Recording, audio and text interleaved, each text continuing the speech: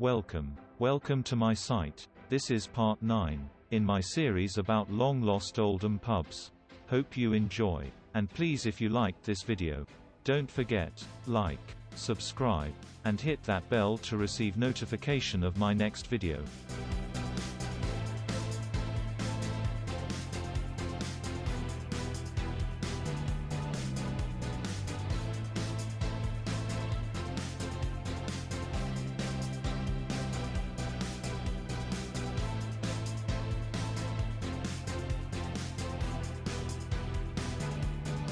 The Trap Inn can be traced back to 1811 when it was called the King's Head and kept by Abraham Standring. On 5 November 1824, Rowbottom wrote William Harrison entered as tenant in the public house on the corner of Royton Street and Maygate Lane, commonly called the Trap Inn. In 1890 the brewery carried out substantial alterations to the Trap Inn. One of the Rochdale Road entrances was bricked up and several interior walls were knocked down to make a concert room. The bar was extended in 1909, but by 1921 Oldham Brewery had decided to rebuild the whole property, and this was completed in 1922.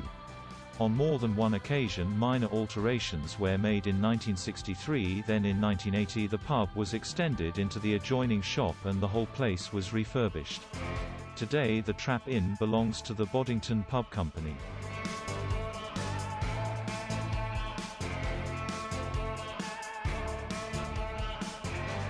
The Spirit Vaults was first listed as the Up Steps during David Boardman's tenancy in the mid-1860s. It was also known as Boardman's Vault. By 1880 the pub had been extended into the house next door and was listed as 21 to 23 High Street. Oldham Brewery bought the Up Steps in 1891. On 5 February 1935 the police objected to the licenses of 9 Oldham pubs and beerhouses, 6 of which were deemed to be structurally deficient, not suitable to be public houses. The Up Steps was one of these. The police pointed out that within 200 yards of the Up Steps, there were 12 pubs and 5 beerhouses, including off licenses.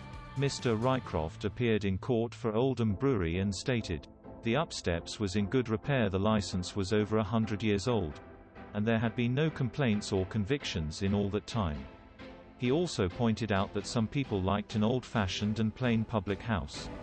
And proof of this was in the fact that the Up Steps sold 313 barrels of beer, 2,445 dozen bottles of beer and 262 bottles of mineral water each year.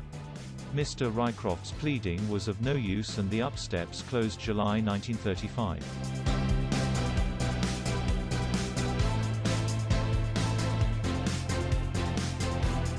In 1836 Joseph Scholes, a quarrymaster, handed over 42 shillings at the excise office and obtained a license for his house. In 1837 or early 1838 Joseph Scholes managed to get a full license for his beerhouse, which he called the Queen Victoria in honour of the country's new monarch.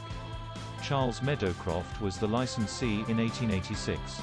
When Oldham's chief constable reported to the magistrates that the pub was frequented by prostitutes and thieves, the full license was taken away. The Queen Victoria became a beerhouse again. George Tomlin was the licensee in 1868 and he tried to get the full license back and also a music license. Because of objections by the superintendent of the local Sunday school, it was refused. He tried several times but each time it was refused. It was still a beerhouse in 1894 when Mrs. Swindles was the owner and Oldham Brewery the licensees. Despite attempts to improve the place, the Victoria remained a beerhouse for the rest of its days. It closed on the 22nd of February 1931.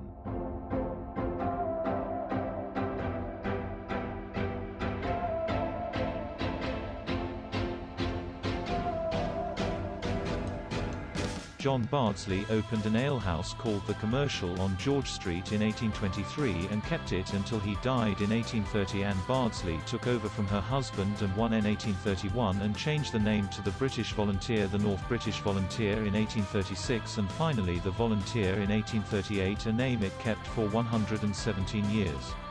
In 1904 Massey's sold the Volunteer to Wilson's Brewery, who were the owners when the pub closed on 10 February 1955. The license was transferred to the miners across the road that only had a beer and wines license.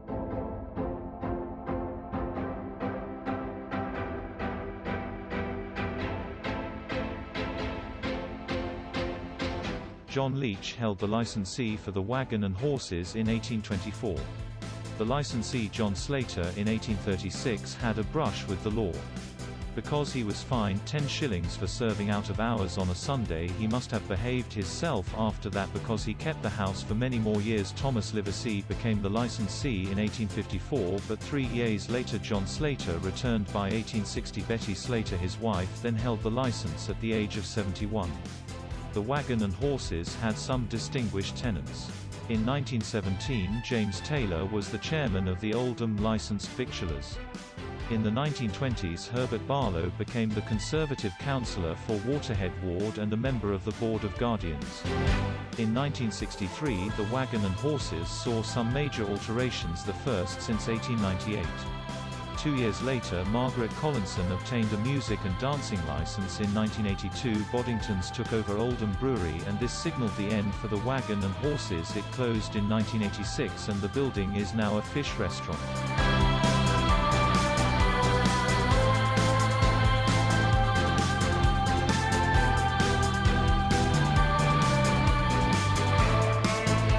In 1795 Mark Buckley obtained a licence for his farmhouse on the new Ripponden Turnpike Road. Mark Buckley took over in 1799 when the house seems to be called the Trough Inn. Robert Buckley took over the licence in 1805 and stayed for 33 years. I don't know when the pub actually got called the Wagon and Horses. In 1850 John Lees was in charge and he stayed for 40 years. In 1967 Bass Charrington's bought the Wagon and Horses.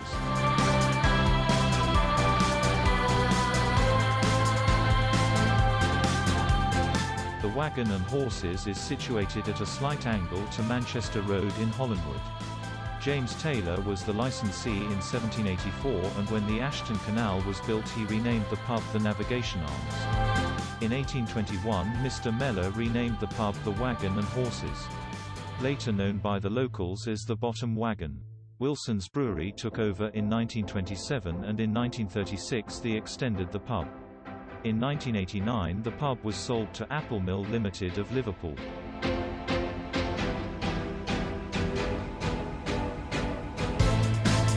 In 1795 Mark Buckley obtained a licence for his farmhouse on the new Ripponden Turnpike Road.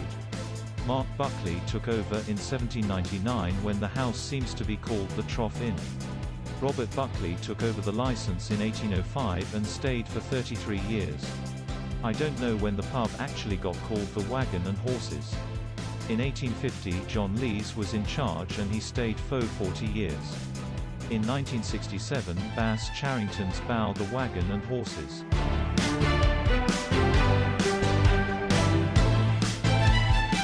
Wellington first appears in records in 1857. The licensee was James Kay, but within 2 years he had handed over to William Hilton. The Wellington survived until 1964 when it was closed by a compulsory purchase order.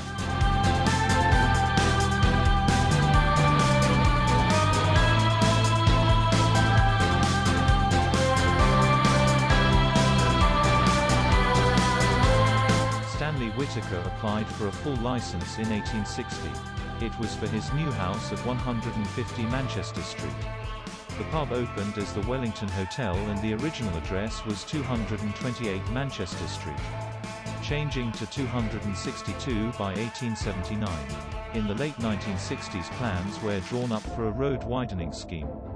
Compulsory purchase orders were issued. The Wellington was a victim of this scheme. It closed for the last time in December 1979.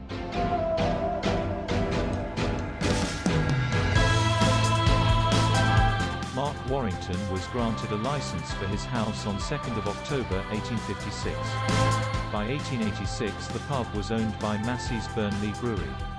The Werneth Railway was extended in the late 1890s. In 1911 the pub was bought by John Taylor and Company.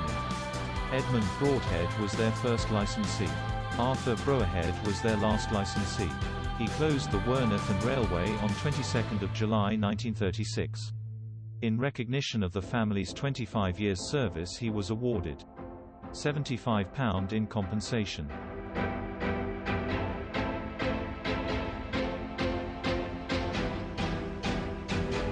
A lot of the information that I got for this video comes from this excellent book by Rob McGee.